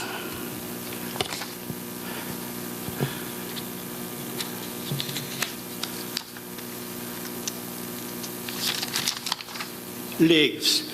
Individuals who include my brother-in-law, Angel Martinez, Jerry Medina, Leo Sadiwa, to name a few, ensuring all kids and players have a chance to play. It's inspiring to see club teams like the Winnipeg Blizzards nurturing outstanding talents like Sean Baranan, who has had a remarkable career at the University of Winnipeg and is now with the Winnipeg Seabirds. I want to thank the past sponsors and partners of the leagues I've led, as well as the incredible volunteers I had the pleasure of working with over the years. To the players, thank you for trusting me to lead the leagues. I know it provided a valuable outlet for you and your families, especially during those chilly winter weekends. Thank you to Mr. Leo Sadiwa, a former player in the leagues I led and a league organizer himself, for your kind words and support of my nation as well. Thank you as well for your contribution to the game of basketball. A special thank to you, Rod Cantiveros, and the Filipino Journal for preserving our history through photos and articles that help with my Hall of Fame application. The Filipino Journal was our social media before social media existed. Thank you, Hatrod. I also want to acknowledge my son John for collaborating with Rod to submit my application. Clearly, you did an excellent job in securing my induction into the Manitoba Hall of Fame Basketball League. Son, as I told you before, both our names, the Reyes name, will forever grace the walls of well-respected institutions, yours, the Manitoba Legislature, and mine, the Manitoba Basketball Hall of Fame. And I'm proud to have played a positive role in your and your sisters lives here in Canada. Lastly, I want to express my deepest gratitude to my wife, Leticia Reyes, for supporting my journey throughout the years. It wasn't just me leading 3 basketball leagues. It was you and all the spouses of our volunteers who stood by us. I could have done this without you. Thank you all for joining me tonight to celebrate this honor alongside with my fellow inductees. Maraming pong salamat sa inyong lahat. Thank you very much. Merci beaucoup. Thank you, Mr. Reyes. We move to the teams now. This is always fun because there's lots of people up here. I like that. The term dynasty is perhaps one of the most overused terms in sports today. However, our next inductees dominated basketball for a decade in a manner that may never be duplicated. 8 championships. Amazing. In my dictionary, a Spartan is defined as someone who is brave, hardy, and highly disciplined. Those are also the characteristics of a champion. Ladies and gentlemen, this is the Neelin Spartans. I had an amazing high school experience, and I think sports were the reason. There's a sense of community, a sense of pride, a sense of just hard work paying off. An astonishing 8 provincial championships over the course of a decade is certainly cause for celebration. The Neelin Spartan varsity girls started their dynasty in 1999. Tournament MVP Kirsten Davies scored 32 points in the gold medal game. I don't think there's only one thing that ever contributes to something so great. I think that it is always a culmination of moments and individuals doing what they need to do to get a team to where they need to be. So one key ingredient? No. Many people who believed and supported all of us athletes, that's what brought us to this point. The Spartans dominated the 2000s. Marla Evans was a back-to-back MVP as Neelin reached the top in 2001 and 2002.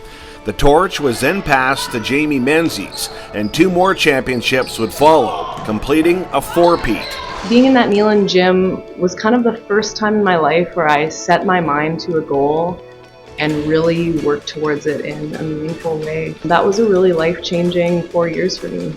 Neelin would add to the trophy case at home in 2006. They entered provincials ranked number 1 and scored a combined 120 points in 3 tournament games. I do remember the feeling of getting to play and win in front of all my friends, all my teachers, all my family. I remember as soon as the buzzer went, running to the stands and hugging my mom and dad, and my teachers were there, my friends. It was just an amazing feeling of coming full circle. 2 more banners would follow in 2007 and 2008.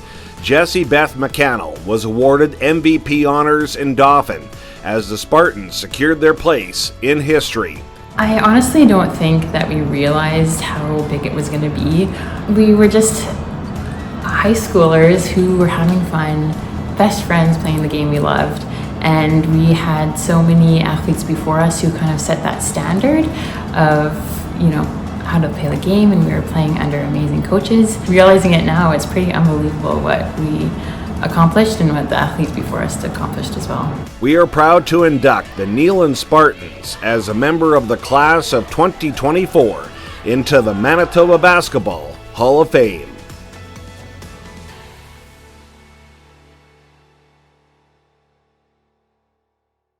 I would ask Colleen Dufresne, a member of our Hall of Fame committee and a Hall of Fame member herself, to come forward and present the awards to the Neelin Spartans. I will call them forward. If you would come forward, ladies, and gather around up here on the stage.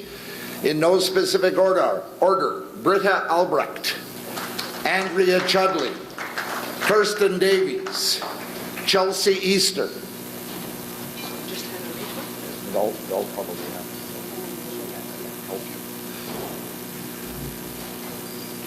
Lisa Eastley, Emmy Elliott, Marla Evans, Leanne Featherstone, Jennifer Forrest, Karen Gillespie, Carla Hansen, Rain Kearns, Sarah Lopez, or is it Lopes? I don't know, I'm sorry. Which is it?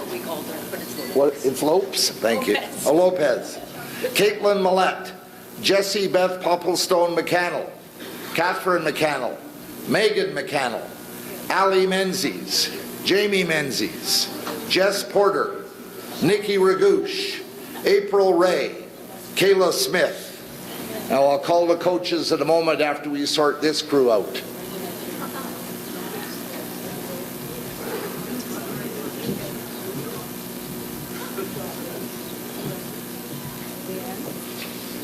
You're probably going to have to be in front of each other to get everybody up here. So let's get everybody, nobody is going to be off the stage, so make it look like you like each other.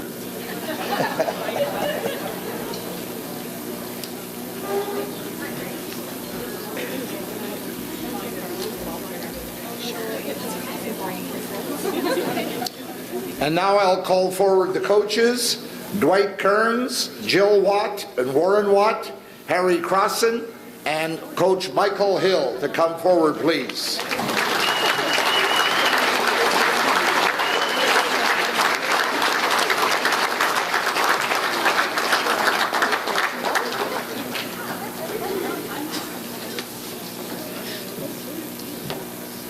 We will also present the banner to the coaches that are here tonight. This banner will hang in the Neelin Gym. So coaches, come forward, and you can, I'm sure there'll be pictures taken with it. And we're going to hear from Marla Evans, who will speak for the team. That's Marla with 2 R's. She keeps reminding me. So where's Marla? There she is. Thank you. It's all yours. Let's get, no. Come on, up on the stage. Let's go. Be in front of each other. Cannot be on the floor. Cuddle in. Coach, back row.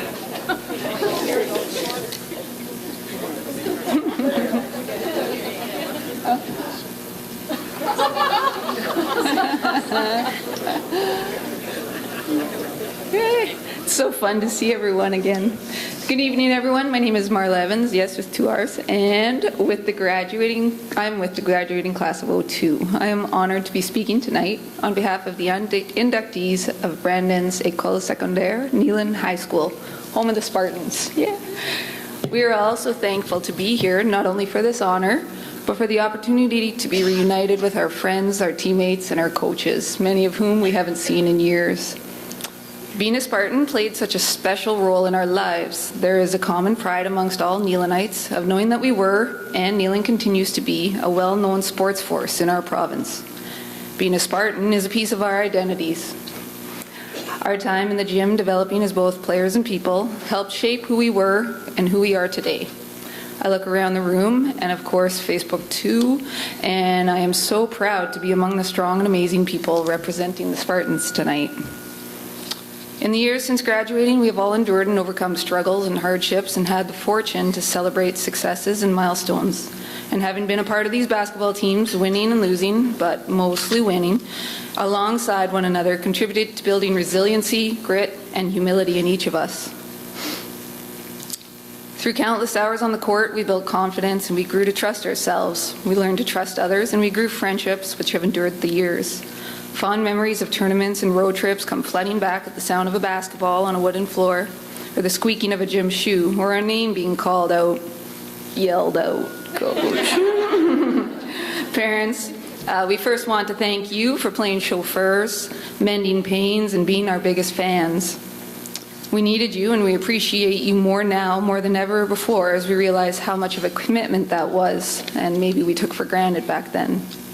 As we try to reproduce our joy and share the love of sport with the next generation, we reflect on the dedication required by all of you to have molded us into champions, and we wouldn't be here had it not been for some very special volunteers.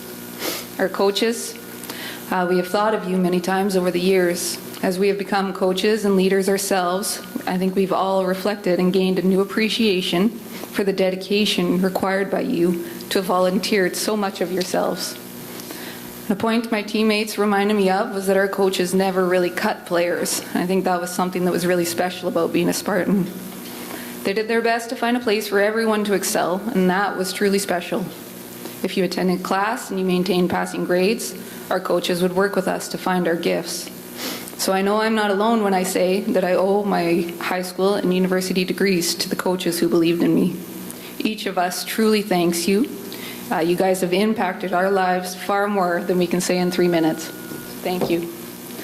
So, on behalf of the Spartans, thank you, Basketball Manitoba, for this honor and for bringing us together again tonight. Thank you.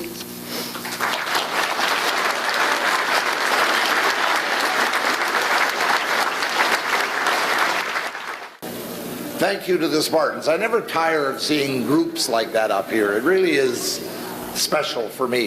I think I'm changing my name to Ross with 2 R's. I like, sounds got a bit of kick to it. What do you think, Adam? Yeah? No? Okay. Moving on. St. Laurent, Manitoba is a town of approximately 1,400 people on the eastern shore of Lake Manitoba. It is an historic Métis community that boasts some of the best beaches and most unforgettable sunsets. It is one of the few remaining places in which the Michif French language is still spoken. However, in the 1990s, the Hawks of St. Laurent School made their mark and established themselves as a basketball power, based mainly on toughness and hard-nosed play. Their story reminds me of a movie I liked when I was young. The movie was called The Mouse That Roared. And roar they did. Ladies and gentlemen, this is the St. Laurent Hawks. In the 1990s, this was sacred ground for the St. Laurent Hawks varsity boys basketball program. To be acknowledged like this is awesome. I think it's good for the team, good for the school, good for the community that this acknowledgement came. It will be remembered forever by us and hopefully other people. The banners still stand as a source of immense pride. While I was working here as the principal, I used to always tell the boys that were playing on the team now, see those banners up there? You guys got to try and make that happen again. You know, it was like incentive, but it was something I could really be proud of and say that my name's up there. Life has taken the former players from the glory years in multiple directions. Nathan Weeb has spent a lot of time on the road, and he's firing up the memory bank. Without Mr. Coop, Mr. Durer, the way they taught us to try to do your best and just together as a group, you probably wouldn't be where I'm at right now. Weeb was part of back-to-back provincial 1A championships. In 1992, he was a tournament all-star and had a game-high 25 points as the Hawks won their opening game. In the semifinals, a dramatic three-pointer secured them a spot in the gold medal game. The championship final went to overtime, with the Hawks prevailing 62-60 for the program's first-ever title. The following season, Brandon hosted Jamboree 93, a historic event for Manitoba high school basketball, with all 4 categories crowning champions in the Wheat City. The Hawks soared their way through the bracket to bring home another banner. The sport meant a lot to our community. It was a smaller community. We didn't have a whole lot going on. So once we had the coach and made the team, we kind of just took off with it. Honestly believe the keys to the dynasty was the camaraderie. We were basically all the same players, but we just advanced on, and we spent a lot of time practicing together, even after hours. They were champions again in 1995, making it 3 titles in 4 years under the guidance of Art Coop. He became head coach after being a Great Plains Athletic Conference All-Star at the university level with the Winnipeg Westmen.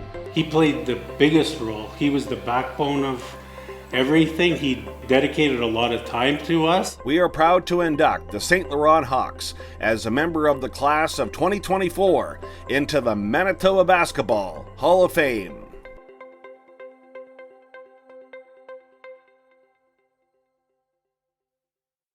I'd like to call upon Ken Apolko, a Hall of Fame member himself and a member of our Hall of Fame committee, come forward and help hand out the awards. And I'd like to call upon the members of the St. Laurent Hawks to come forward. Tony Allard, Daryl Carrier, Miles Day, Andre Ducharme, David Johnson, Larry Klein, Norman Lajamodier, Cameron Lavallee, Chris Lavallee, and I think Chris Lavallee was the only one who played on all 3 of those championship teams, I think. Gerald Lavallee, Rene Lioust, Darvin Lapine, Chris Shawn, Nathan Weeb, and I'll call the coaches forward in a moment. Ken has the awards down here.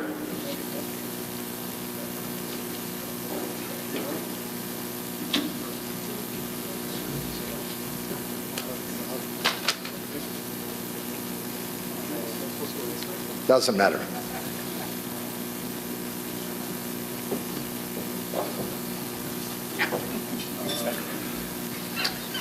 And I'd ask the coaches to come forward now, Tim Jewer and Art Coop.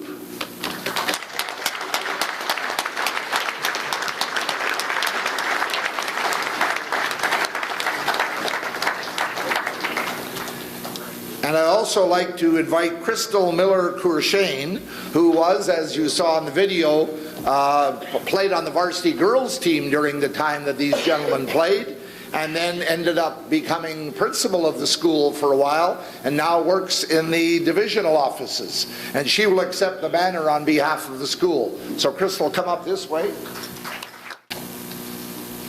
Wow, guys, unbelievable. As I said, my name's Chris Schoen. I'm going to be speaking on behalf of the team. So I emailed them all and just want to represent what everybody kind of sent back to us. On behalf of the entire team, it is an incredible honor to stand here today as we accept this recognition from the Manitoba Basketball Hall of Fame. We are humbled to join the ranks of so many remarkable athletes and teams, coaches, and even referees that were honored here today, who shaped the history of our sport in this province. We'd also like to thank Gladwin Scott, former principal of Warren, superintendent of Interlake School Division, for making the first call to the Manitoba Basketball Hall of Fame to get things started. Apparently it was quite a process, and it took a few years here to get this in order. So this achievement is not just a reflection of our individual talents, but a testament to the hard work, dedication, and resilience of every player, coach, and team assistant who contributed to our journey. Basketball was more than just a game for us. It is a bond that formed lifelong friendships and created memories that we will all cherish forever. We are very grateful for our coaches, Mr. Coop and Mr. Jour, who believed in us, pushing us to strive for excellence and instilling in us the values of teamwork and sportsmanship. Their unwavering support and guidance were instrumental in our success. Thank you guys for your wisdom, your patience, and for teaching us that victory is sweet, but the lessons learned in defeat were just as valuable. We are all very appreciative of the amount of time and energy that you two put into coaching our teams, being away from your family and friends to allow us to achieve success. We understood your commitment as kids, but appreciate it more now that we are adults. For that, we will ever be grateful. To our family and community sponsors, many of which are here tonight. I've seen parents, I've seen kids of our athletes up here. It's great to see everyone here. Your encouragement, sacrifices, and countless hours spent cheering from the stands fueled our passion and determination. The basketball program in St. Laurent brought us a great sense of community involvement and excitement to all involved, filling our gym night after night with enthusiastic cheers. Thank you to our parents for encouraging us to play, allowing us to play, and possibly forcing some of us to play. The lessons that we learned while playing at a competitive level have helped shape us into who we are today. We'd also like to acknowledge a few of our team members and assistants who are no longer with us today. Players Sean Klein, J.R. Day, and Kevin Chartrand, and assistant Jennifer Lavley. You will always be remembered, and your spirit lives among us. I'd like to recognize one of the players that was on all three teams, and yes, that was Chris Lavley. I asked him to share some of the memories. He said the first couple of years were a great experience, even as a rookie, cheering from the bench. Says the first championship was nail-biting as the final games were extremely close, as we saw by the overtime wins. Said he learned so much from his teammates in the first couple of years, which helped come with the third championship. It was hard to believe that the team was back there again, especially after the previous year's tough loss and not making a championship, as they had lost all of their grade 12s, which was pretty much the whole team. There was Chris and a whole bunch of grade 10s. But to the testament of the strong basketball program in St. Laurent, led by a great coaching staff, players' assistants, and the drive and hard work of everyone up here, they were able to accomplish yet another championship. The feeling was overwhelming for everyone. We've all had memories that we will cherish during our time playing basketball.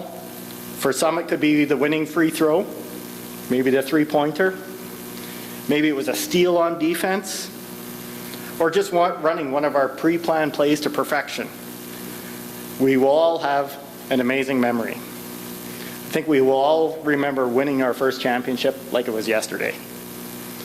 Finally, to all of our teammates out there encouraging the next generation, remember that every practice, every game, every moment on the court contributes to their growth.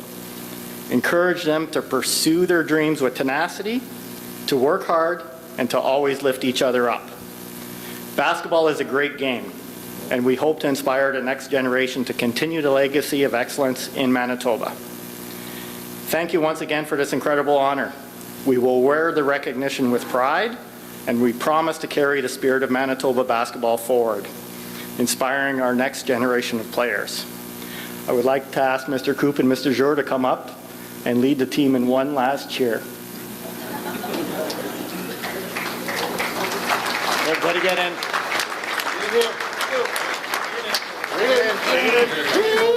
Okay, somebody go. 3, 2, 1.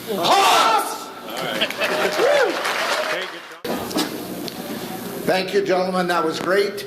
Just a couple of quick notes. I want one special shout out. And where is he right now? Where's Tyler? There he is over here. Stop. Stop. Put up your hand. Tyler Crayston did all the video work for tonight.